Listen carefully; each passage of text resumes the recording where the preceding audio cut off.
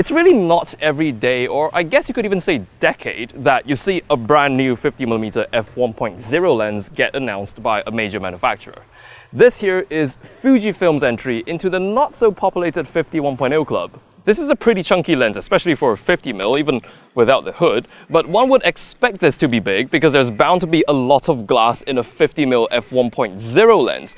But the size and weight of this thing, I'm actually at a bit of a dilemma because it's right on that fine line between being overly hefty and being just manageable enough to carry around with you. It weighs almost 850 grams, which is going to be heavier than any Fujifilm body you might possibly mount this on. Again, it's not exactly a monstrous figure, but it's going to feel and look quite heavy towards the front. But all that size pays off in the form of wide open sharpness.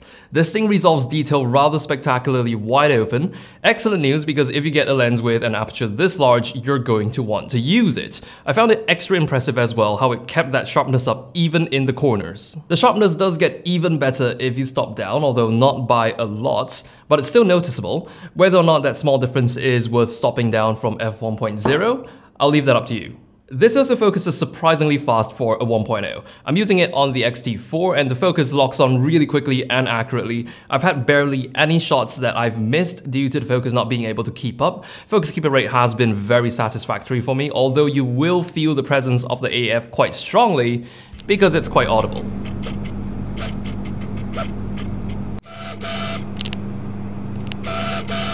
The resulting depth of field in your images is going to be shallow thanks to the f1.0, but this being made for Fuji's X series cameras would mean that this was made for APS-C, so I would still manage my expectations there. It's probably not going to melt out your background beyond recognition, but it still delivers some pretty satisfying bokeh on a field of view roughly equivalent to a 75mm on a full frame. And compared to its next in line, the Fuji 50mm f1.2, an f-stop of f1.0 versus 1.2 really sounds like a tiny difference, but at this end of the scale, f1.0 and f1.2 is about a half a stop apart, so wide open this f1.0 does let in noticeably more light when you need that edge. There are two things, however, on this lens that I'm not so much a fan of. First of which is the iris ring. I think it shifts a bit too easily. Simply holding the barrel of the lens while shooting is sometimes enough to bump off your aperture setting.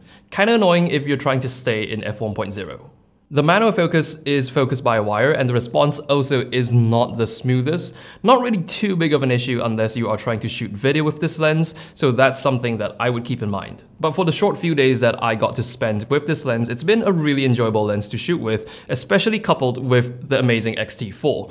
Shooting with this combo and throwing in some of Fujifilm's amazing film simulations, I really have not enjoyed photography this much in quite a while.